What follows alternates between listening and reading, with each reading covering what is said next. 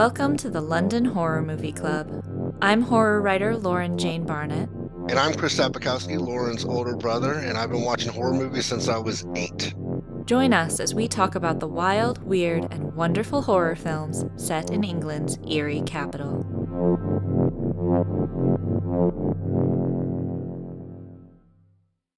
Happy New Year, London Horror Movie Club! In the London horror world, January is also the time of year for Horror on Sea. So it's fitting that we are chatting today with one of the writers of Mosaic, which is premiering there on the 13th, the multi-talented Hannah Paterson. Those of you who watch along will recognize her as one of the stars of Ice Cream on the Beach and Video Shop Tales of Terror, as well as TV series like Funny Girls. She's also a producer, costumer, and a very talented writer. So we have a lot to dig into. Welcome, Hannah. Yeah, nice to be here. It's wonderful to have you. Because you do so much, I wanted to start by asking, how did you get into making, writing, costuming, acting in horror films? So I think the honest answer to the acting part is whatever the husband and wife version of nepotism is. So my husband Alex wrote and directed Ice Cream on the Beach, and I mean I have a drama degree that's not been much use up until now. So he was like, "Oh, do you want to be in this?" And I think I'm quite reliable, so he knew I was going to turn up, and I think because it was Alex and Mike's first film, they were slightly concerned about casting someone and then them not turning up every weekend and not being there. So I think I was like a steady, reliable person. That's a good answer. It makes perfect sense. What do you prefer doing? I was going to actually go down that road of like you kind of have your hands in everything. Do you prefer being the lead actress? Do you prefer being in the costume world of production? Do you have a preference? Yeah, I think I probably prefer like being in production and like writing and that kind of thing now, because like acting is fun, but not massively talented at it, and it's quite a lot of pressure when you're with other people who are much more talented than you, and you're just sort of giving it your best, and then you're like, oh. But I think and there's this still equal amounts of pressure doing the other things, but I don't know, you can do them in private. You can feel that pressure in private, and it's not so much people are seeing you, and it's less immediate, I would say. Like, because with writing you can go over it and correct something if it doesn't work, or if a costume isn't quite right, you can swap it out for something else, or just that kind of thing. So with acting, it's like you're there and you're like, oh no, I didn't do it right, and everybody saw. So So you did a lot of the stuff when you were also acting though on Ice Cream on the Beach too. Was it hard to like switch between the different roles?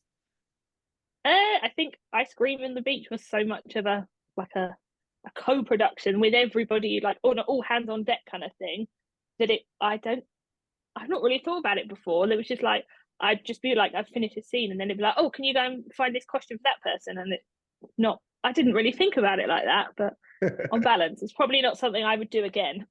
Fair. When you write a script or when you're writing, do you tend to lean towards I guess for a lack of a better way to say this, the Quentin Tarantino side of like, I wrote it this way, I want you to say it exactly as I wrote it, or do you like improvise the actors to improvise certain ways, or what do you feel is most Yeah. comfortable for your style? I would prefer people to. I mean, I don't know. I suppose it's a bit of both. As long as you're getting the tone of the scene across, and sort of, as long as you're not making a serious scene like a slapstick comedy, I would much rather an actor said it the way they felt comfortable with and how comes naturally to them. Because I think sometimes you can read a script, and because everybody speaks differently, everybody has different inflections, everybody has different sort of speech patterns, and how I would say it myself wouldn't be how you as a writer would want me to say it. But I would much rather it was natural to the actor than my view of it. Right. Okay. Yeah, I'm just always curious about that because that's one of Yeah. my favorite things I've ever heard when people talk about Quentin Tarantino. It's like, you have to say the words like he wants it said exactly how he has it Yeah. written on the page. But that also comes across in the movies where I'm like, I've never heard anyone talk like that except for in Yeah. movies. And that's So the thing. I always think you curious would about want that. people, yeah, and like you'd want people to speak naturally. I think you Mhm. can, when you read something that's not natural, like I think some people, like people naturally use contractions in words, don't they? And nobody says I do not do or I cannot really very often in real life. And I think it can stand a bit stunted sometimes if people don't write well. I think you don't write how you speak, then it can sound a bit stunted and unnatural, which I think Mhm. can come across in there like Quentin Tarantino stuff. Yeah. So did you, when you do the sort of backstage stuff, do you really enjoy the writing side of it, or do you like being hands-on on location doing stuff? Yeah, like I like being hands on. It's like it's exhilarating being on a set and there's loads going on and like you know being on a set with like Alex and Mike, it would just be, particularly if it's a studio set, we'll be doing something completely different in the afternoon that we were in the morning, and you're just like, oh, how did we end up like we were shooting quite a normal scene in like I don't know, a bed, somebody's bedroom, and then this afternoon it's a space strip club. How did we get here? Like, but I think that's great. Like all the differences that you can get between, like that's like great because you're like, oh, I didn't think I would be spending my day doing both of these things. I've been on set with you very luckily a Yeah. couple of times, and I know for a fact that also in that you get some of like the weirdest problems and stuff going on. I vividly remember all of us holding tent poles in the rain. No, yeah. I was wondering if you had any like favorite or like disaster stories that you think are fun to share from on set. Oh, They can be not off the really top of my head. I positive probably, too. yeah. There was a day when we were filming ice cream on the beach, and it was kind of like that. It was lashing rain, it was wind, and you just like it was like I think there was a scene where I was having to pretend I was on a date, and we were like having a lovely time, and it's like, oh, I'm enjoying the sun, I'm eating these chips, and it was like like it's so cold, like I'm not having a romantic time, this is awful. Yeah. But then I think it's one of those things, like I don't think about what an awful time, like I don't think about how cold it was. I think when you look back, you're like, oh, that was funny, I enjoyed that, I had a good time, even though it wasn't the ideal conditions. Kind of adds to the experience, right? Or at Yeah, least adds to the memory of it. exactly, yeah. And Yeah. I think you don't, yeah, it's just becomes a funny anecdote as opposed to a traumatic day. I've often said on this podcast, but also to Lauren when we talk, is I'm meaning to come out and I'm aiming for Yeah, coming out for an extended period of time around Horror on Sea next year. And I yeah. want to be there when someone is filming something. I can't act, I can't write. I'd be a horrible producer, but I can hold a tent pole in wind. I can lift heavy boxes and move them from one section to the next. So I want to go in and volunteer for any of that while I'm there because I've Oh, heard these perfect, yeah. stories from set and it just sounds fun to me. So it's Yeah, work, but it sounds like fun. yeah, I mean, you'd have been a great asset on Python then. Like, you could have held a tempo with the best of them. Like, oh, they're like the roof of the gazebo was caving in with how much rain was on there, and yeah, it was an experience. But it was Wow. good. Like, I had a good fun, and I had a prosthetic face on for this as well. So, like, it really restricted the movement of my face, and so I was having to like this like ridiculous fake smile was blasted on. I was like, oh, this is great. As this gazebo is taking away in a gale force wind. Actually, since we're talking about Python, that's going to be premiering at Horror and Sea as well. Not this coming weekend, but next weekend. For viewers, it will be the weekend that's just happened. Yeah, So are you looking forward to seeing it on screen? yeah. I think it's going to be like a technicolor like madness because it's uh quite a quite an interesting color palette and quite an interesting story. And then I play this entertainment reporter called Liz Nudger, who has been, I think this is maybe her third outing, and more, she gets stranger with each iteration. And I really like playing her because she's not like I don't think you have to be an Oscar winner to be Liz Nudger, because she's such a caricature, but and I really like making people laugh, I'm much better at that than serious acting. So that is like right in my area of interest. Actually, you should tell the viewers a bit more about Liz Nudger because she's in a couple of films, isn't she? Yeah. So Liz Nudger originated in The Witches of the Sands. She's still an entertainment presenter, but she looks quite normal. She's like got a normal face, and then she appears in. There was another Horoscopes film the previous year, so last year, and she was in that. And she just gets more grotesque with every. She's got like no, I've got latex lips. I've got like fake eyelashes that were like 4 inches long, and I had these like facelift tapes on, and so Mike walked past me on set one day, and I was like, "Hi, I haven't seen you yet today." And he just completely ignored me, and I was like, "Oh, what did I do?" And he said to me later that he just didn't recognize who I was. So Oh that wow. worked. I'm gonna if I can from you or from someone, I might try and get a picture to put it up because you look almost even like alien like almost. Yeah. You know what I mean?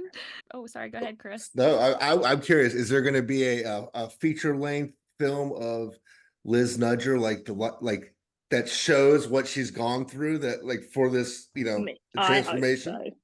Yeah. I mean, I don't know. Have you seen that film, Good Night Mummy, where like she's like got the whole face bandages, and then she's like, they're like, oh, it's Yes. not her. And I like the idea of like having like the Liz Nudger feature in sort of in that vein. I think that would be good. Yeah, I could see that happening. Yeah. So cool. I was gonna ask what it's like to watch that on screen because it must be so different for you because you're seeing yourself but not yourself. Yeah. I think I much prefer that because it almost doesn't look like me. It's got an affected voice. It's got like a top and bottom set of false teeth. So I have to watch that, like, and not be affected at all. Whereas, like, I watched Ice Cream on the Beach and I watched Video Shop, and I'm just like, I can't like, I can't Oh, take anything interesting. positive from it. I'm just like, oh my god, is that what my voice sounds like? Is that what I look like? This is horrendous. So Oh, I can't watch it. I can't like it's great. Like everyone loves it. Like the yeah. films and they've got well reviews. But I can't personally take anything positive from it because I'm like, oh gosh, no. Which is probably why it's best that I don't do so much acting. I find that just when Lauren sends me pods to listen to before we release them, I'm like, I don't want to hear my voice and I don't want to see myself. So I'm like, all right, this is going to be an hour of just Yeah, gruesomeness for me internally. yeah. Like just like this cringing, like no. What took you into, so is it just the relationships that you have kind of as an adult, or what have you always loved horror movies? Yeah, no, I've always loved horror movies. Yeah, like I like horror movies, like horror is my favorite genre of book to Okay. read. I mean, I used to read Stephen King when I was like 10, and that's sort of bit like, oh, like a bit like I can't believe I could read that much at 10 to begin with. And I was like, oh, but no, I've always liked it. It's always interested me. Yeah, I would choose a horror film as my favorite film, sort Okay. of 9 times out of 10. So yeah, What What are would be your some just favorite worked horror out. book? It by Stephen King, I think every Okay. time. now does that also Yeah. then mean it's your favorite horror movie? No, I don't know. I've led myself down the wrong path because I actually don't know. I could tell you my favorite horror movie. I could give you a few, but no, like I just like lots of different ones. Give But us yeah. some that you really enjoy or that like inspired you, some that are fun to watch. So it's not a good film, but I really enjoy Krampus. Yes. Okay. Like, Awesome. This is a We 2015 just talked one. about yeah, this. like I don't think it's a good film, but well, I really like it. I could watch it all the time. Well, within reason. But Christmas horror is my like favorite subgenre of horror, so it ticks all the boxes for me. Okay. Oh, well, which Christmas horrors did you watch recently then? Oh, Krampus. I think I watched all three Black Christmases. I'm afraid, even the horrible new one, because I like I think you can enjoy a film and it not be a good film. Like, yeah. you know, I think maybe it goes too far with like pushing an agenda, but then I still like appreciate that it's a Christmas horror. I still appreciate that they're killing people in it. Do you know what I mean? Like, I like. What did I watch? I can't remember what other Christmas horror films I watched, but Better Watch Out. I liked that one actually. Okay. So it's like, it's like a vaguely like a babysitter, and there's a like an intruder, and but then they act out like real life Home Alone traps, and like the paint cans thing, and like you think, oh, in Home Alone you just like he just gets a little donk on the head, but in this one like they hit him with paint cans and it explodes his skull, and it's lovely. Well, An exploding head is always worth watching. I will exactly. go on the limb and say that. Always, Yeah, I love a good kill in horror movies. yeah. So Do you have a funny favorite story kill? about favorite Christmas movie. I said Gremlins was my favorite like Oh yeah. horror because it's monsters. But I actually watched a movie this last Christmas that like shot up the rankings for me. It's called In the Barn. No, I don't know that. Is it called In the Barn? Did I forget? I'm really bad with names after like a week, but yeah, In the Barn. It's a Swedish movie. American family moves back to like family homestead in Sweden, and there's trolls in the barn, like elves, Oh, that sounds cool. trolls. So Yeah. yeah, it was good. Wasn't there a Netflix? Yeah, that sounds cool. So, but I was going to say a funny Christmas story. My son, who he's older, I mean, he's 14 now, but when he was a little bit younger, he wanted to watch Jack Frost. And we were like, oh yeah, the Michael Keaton movie, like you can watch that, that's fine. And then he actually, because it was like Netflix or on Prime, he actually chose the Jack Frost the Killer No. Snowman one, but didn't tell us till afterwards. And so he was like 7 years old and he's like having nightmares for a week. It was great. It was great. Yeah, It stunk at perfect. the time, but great now. Yeah, it's a great story as well. Like, remember when you did that? Mm-hmm. Were there any movies that you watched when you were little and you thought like, "Ooh, I want to get into doing something with film"? Um, Not particularly films. Like, so I did like youth theatre for like most of my childhood, and I like really wanted to get into acting. But no, I've always enjoyed performing, and I think horror films just look the most fun to do, don't they? Like, I would much rather, you know, be in The Shining than The Notebook. Like, there's no comparison. But I couldn't tell you a particular film. It's true though, isn't it? Especially for women. I know horror gets a lot of flack for like being, fighting women, etc. But if as a woman and actress, like you sit there in the Notebook, how many different poses can you look cute? Yeah. Whereas in a horror movie, you get to do everything, beating the crap out of someone, you scary. Do you have any favorite like scream queens? I like the fate, like the classic. Like, I like Jamie Lee Curtis because I like Halloween. Like, I really like that series. She's probably my favorite. I quite like Jenna Ortega as more like a modern, like, because I thought she was good in the new Screams, and I liked her. Yeah, I love her attitude. She's got like Yeah, quite a good edge. yeah, she's great. I didn't know anything about her until I saw the Wednesday series that my kids Yeah, were watching, and then we watched the new Screams, and I was like, she's really good. Like she needs to be in everything now. Like maybe not yeah, overdo it, but like in the yeah, good ones, because yeah, I know she's coming up in Beetlejuice, the second Beetlejuice she's going to be in. yeah, So looking forward yeah. to I that think as she's in it. well. Yeah. Did So you what made you want to get a degree in drama? Uh, it just was one of those things that seemed like the natural thing to do. I don't think I had the best reasons for wanting to go to university.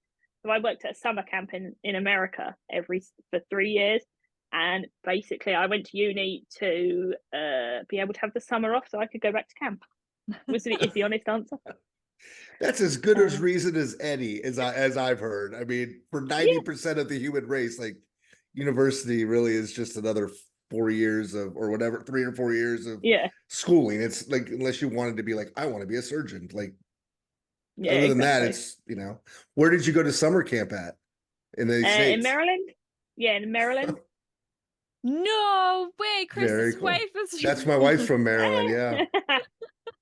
Definitely Okay, Yeah, not where you were visiting, but yes, she yeah, was from Maryland. yeah. So it was That's like a great. camp for adults with learning disabilities. So Okay. it was like, wow. yeah. So I know Very this cool. isn't like horror movie related, but what did you do at the camp? What was the camp like? so it was just like traditional like camp activities. So we would do like swimming and like arts and crafts and sports, and we had a rock climbing wall, and we'd go canoeing, and it was great. Yeah.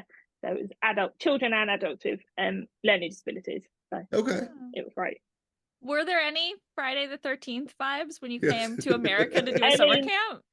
yeah, absolutely, because we like as as always happens in these kind of like scenarios, like counselors from the year before would be like, oh, did you know they filmed the Blair Witch Project like an hour away from here, and like it was like a proper like Friday the 13th camp. Like it was relatively run down because there wasn't a lot of money, and like Yep. oh, it was in the woods, and oh yeah, major Friday the 13th vibes. That's awesome.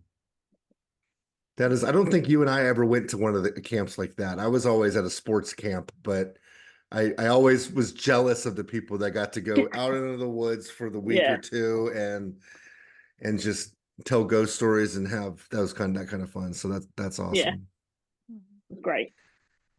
So what is so you've got Horror on the Seas coming up. I guess it's the next 2 weeks. It sounds, Yeah. I mean, we were talking before, it's going to be just busier than you can imagine. What are you looking forward most for the 2 weekends of Horror on Sea? I don't know. I just it's nice. It's nice to see people's reactions to your film. Quite selfishly. I don't know.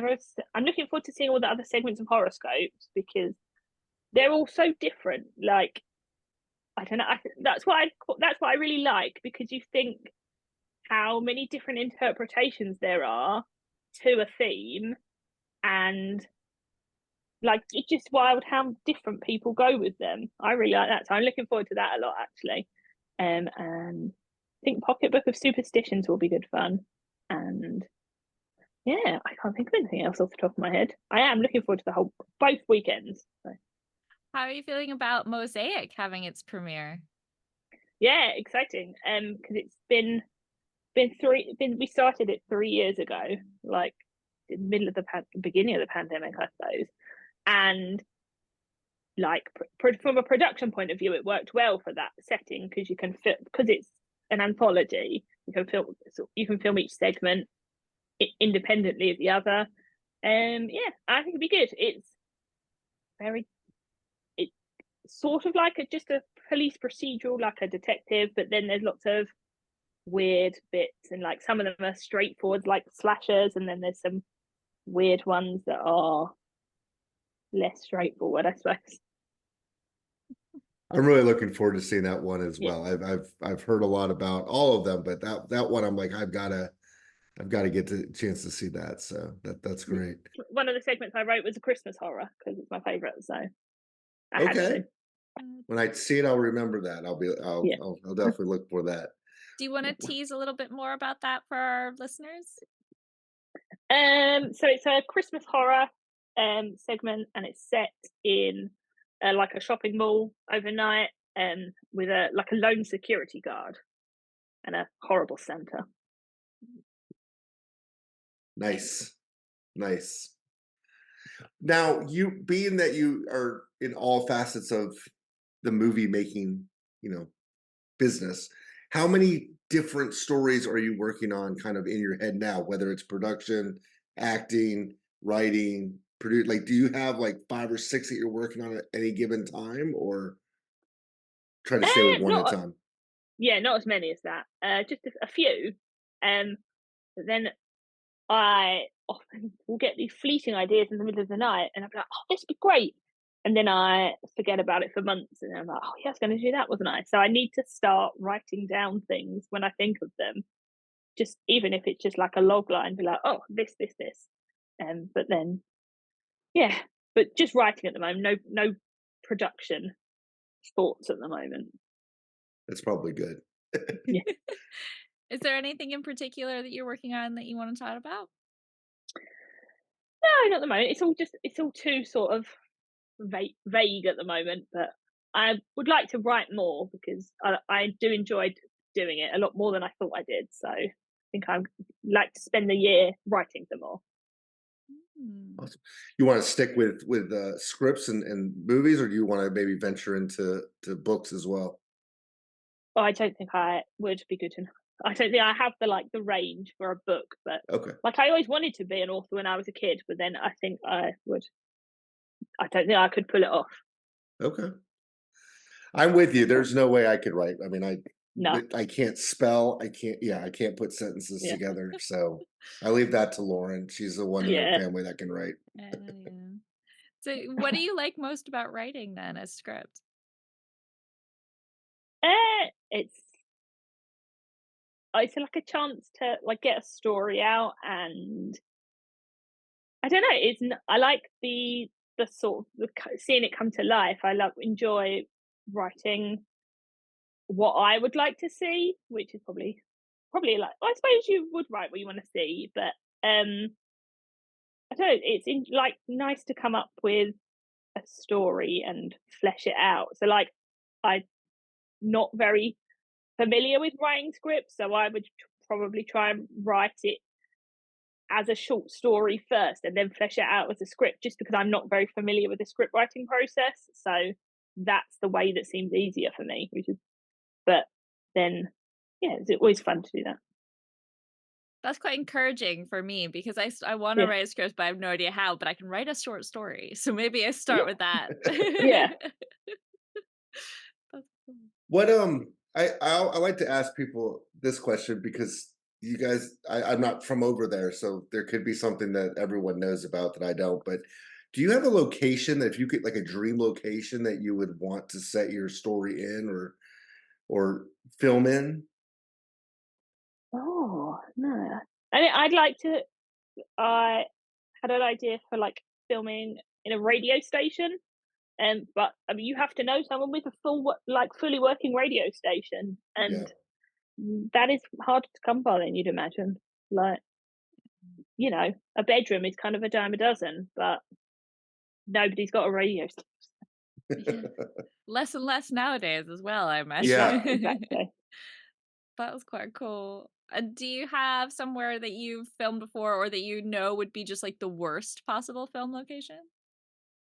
Oh, I mean, we filmed a lot in this shopping centre in Romford, and there's a nightclub there, and it is always freezing. So I would. It's like it's an amazing location, but it's not like it is not weather friendly. So Do you prefer the not studio one for that. shoots then over Yeah, like I think. natural shoots? Yeah, I think they're a lot more controlled. You get a lot more control over, say, like the lighting and the atmospheric conditions. But then obviously they can be more limiting in a different sense because you you're only you only have what's there. Whereas if it's on location, you can use the location to its full extent. Like we shot, there's a segment in Mosaic where we shot in a woods, and it's amazing what people have. Like I didn't know we knew someone that had a private woods, but it turns out we do. So cool. They might also have a radio station. I'm just throwing it out Exactly. there. I should ask. I should definitely ask. Anyone has one, let us know. Yeah. Yeah. Actually, thinking about it, I got the amazing chance to film on set with you guys, and it was an alien spaceship that you'd Yeah. made in the studio. It was made from all sorts of weird stuff. How did you figure out how to make that? Because it looks really good. I mean, I can't take credit for that. Like that is Alex. He just like will go to that studio. So it's a studio, and there's so much stuff there that you're like, oh, and like lots of it is like ducting and like I don't know, like things that I've never even seen before, and you just put them all together, and it's amazing what you can do from kind of essentially a pile of junk. If it's the Yeah. right color, like What was this movie make it that silver. what was the movie with the spaceship? It was Mosaic, actually. It's like a. Oh, it's in Actually, I'll Mosaic. let Okay. you explain it because I don't know how it fits in.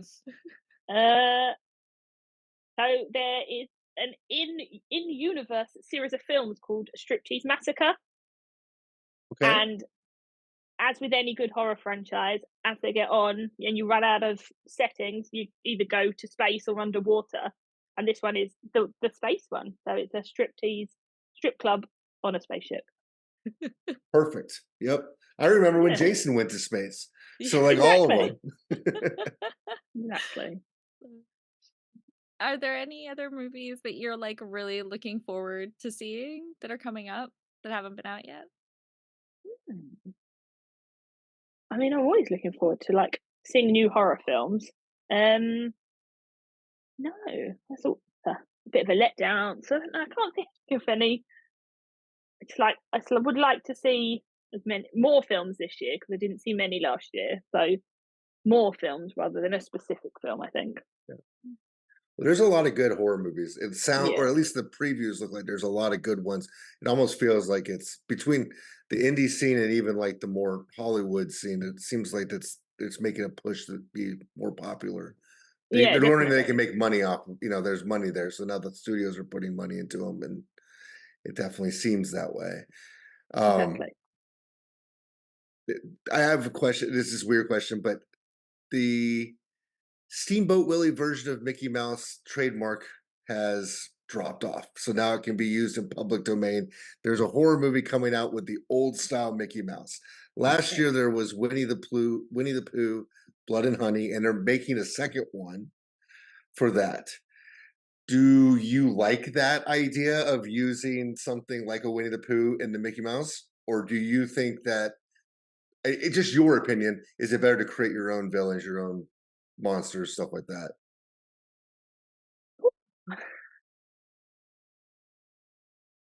It's interesting because I like the idea of like subverting what you know about like because Winnie the Pooh, he's just Hmm. like dots along and he thinks about honey most of the time and doesn't really like do much. But then Hmm. I like the idea of him turning into this like crazed killer. That's interesting. I think you can do some really interesting things. Um, yeah, I don't think I would like to make one just because I don't know. It's people like I wouldn't want to upset people's childhood, but I think they're good fun to watch. Like Yeah. I don't want to be the one that like turns Eeyore into a maniac, but I would enjoy watching it. Well, to be fair, they eat Eeyore because they were starving, so it's okay. Oh, that's But all right then. No worries. well, I think it's funny too because on the news here they were talking about it, just like national news, like the feel good stories of like, oh, Steamboat Willie's off, and now they're going to make a horror movie. Like, oh, that's so wrong. And I'm like, but it's interesting to see because like as a you're an infant, you read stories of Mickey Mouse. They watch Mickey Mouse on TV or Winnie the Pooh. Like I grew up with Winnie the Pooh and Christopher Robin and Yeah, all those people, and now to watch it like Winnie the Pooh hatcheting somebody, I'm like, well, wait a minute, yeah, this is just a different story of yeah, Thousand Acre Woods or Hundred Acre Woods. yeah. Yeah. Exactly. So, And like they make Christopher Robin films, don't they? They made one where he grew up. So like mhm. Winnie the Pooh has to grow up and hatch your people to death. So just the There way you it go. goes. See, I'm looking forward to the Peter Pan horror movie. Is what I'm looking Yeah, that forward would to. be good. Yeah, that would be good. It's already a bit horrific. Guy kidnaps people from bedroom and takes them into a world where you can't grow up. That's fair, but Yeah. I've heard some very crazy conspiracy theories about Peter Pan and Neverland and all of that. So Ooh, you can't just say that. I never know what to No. really think, but it deals with like pedophilia, with kidnapping, and all this other stuff. And so I'll have to look it up because I don't want to do it. Yeah. I know it's a conspiracy that someone made up, but I don't want to not do it justice and give them their full credit by making up a different conspiracy off of their conspiracy on Yeah. accident. Mm. Do you But have I could a see a whole range of movies of like our favorite things Yeah. as kids. Yeah, I was gonna ask you, Hannah, if you had like a favorite childhood thing that you'd be like interested to see if someone made it into a horror movie. So do you know there's like I think it's Belgian. Do you know Tintin? Yeah. So like I Mhm. think Tintin that would make a great horror film because he's like a detective and then maybe Snowy could get rabies, and Captain Haddock could have schizophrenia, and he's got like, I don't know. Like, I think there's so much scope there for awful things to happen. And there's Tintin with his quiff, and like the boy one, he's like, oh no. I think, yeah, my choice would be Tintin. I totally can see this right now, actually. No, you're totally right, though. It's set up for a perfect, like, you think you're going to watch this great Tintin story, and then Yeah. all of a sudden it just goes off the rails. Yeah, perfect. I love that. Yeah, works for me. Definitely. So what are you like, so after Horror on the Sea comes out, I mean, do you take a couple, like a month, 2 months, and just be like, I'm not even doing anything, or are you right back at it? So I just started like university again, so I'm going to be Okay. super busy, generally, and then so I think we're having a couple of months off to sort of do the like go to and maybe some more festivals with Mosaic and things like that, and then I think there's a plan for April to film a segment for Video Shop 2, and yeah, I'm sure it will continue into the summer with different projects, but Right. nothing is like set in stone yet. So Well, that's good, especially with university coming up. Like you're yeah, gonna, yeah, like you said, you're already gonna be busy enough. So why yeah. not work from midnight to 6 in the morning? You got time. Sleeps for losers. It just occurred to me, and of course this is obvious, but like you do a lot of work with your spouse, your husband, Alex. Is it Yeah. does it kind of like nice having a shorthand, somebody you know super well, or is it quite fun to be able to work with somebody totally different? So I kind of mainly work with Alex just because it's sort of, I don't have the confidence in myself yet to get out there and be like, hey, you want to work? Can I work with you? So it's, but it's nice because we obviously know each other really well, and it's like we can pick up on things from each other, and it's nice to see like him taking my ideas and making them real. So that's always really nice. That's That's incredible. very cool. I don't know many people that I know in my real like life that would want to work with me that close, like with the filming industry. So that must say a lot about me, actually, and it's great things about Alex and yourself. I mean, it's not all harmonious all the time. Don't like get the wrong idea. When you guys work together with ideas, is it a lot of back and forth then? Or is it like somebody has a starter idea and then you build together? Yeah, so I think we had this. Well, I can't remember who had the starter idea for say the Christmas one, but I think maybe Alex did, and then because it's my thing, I was like, oh, let me write that one, and then he made suggestions because obviously I'm not a filmmaker, so I don't know what works on camera and what doesn't. So he will make suggestions, be like, that's a good idea, but can you write it in a different way, or this wouldn't work. So he'll sort of give give me notes like in a nice, like not I don't know. But yeah, it's nice, like a nice collaborative process. That's really cool. That's got to be nice. Yeah. Well, too creative. I mean, you're both creative, so that helps. Yeah. Well, I've kind of asked the questions that I wanted to ask. I really want to thank you for joining us. Lauren, did you have more questions? I'm I not just trying have to. our final one, as you Yeah. said. I thank you so much for all the time we've taken, but I always like to ask because we ask everyone this. So one of the things Chris and I ran into trouble with in our life is that one of the people we were close to really like horror movies, and so we have to try and like get them into horror movies. Do you have a good suggestion for a starter horror movie for somebody who just hasn't watched them, so might be able to get into them, but doesn't is wary?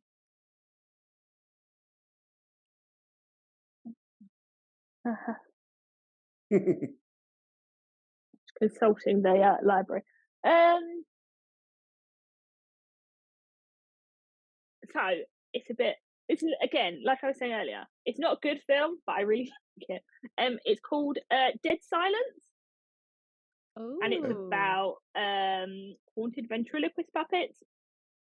oh, nice. And like it is cheesy. It's got some good jump scares. It's definitely not serious because there is like a woman with a 6 foot tongue at one point. So like I think it's a good combination of things. I think it's a good starter one. So yeah, Okay, I'll go so with Nice. Dead Silence.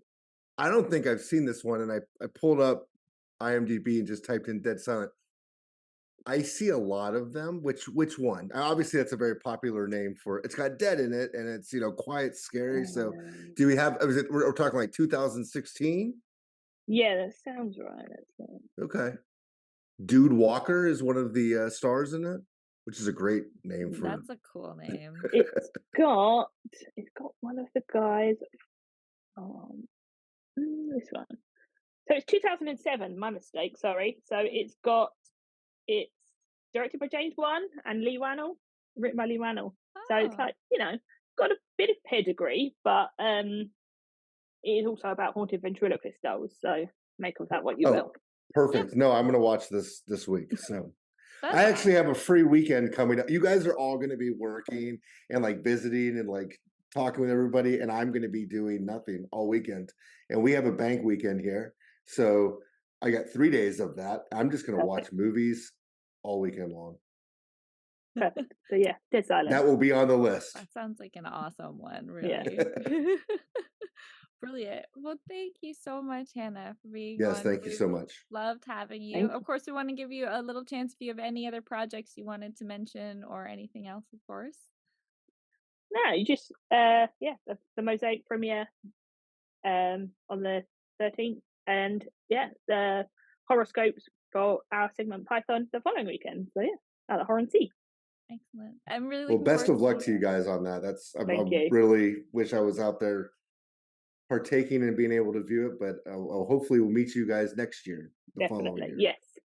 Awesome. Yeah. Thank you so much again for being on, and thank you, of course, our listeners for joining us. This has been the London Horror Movie Club.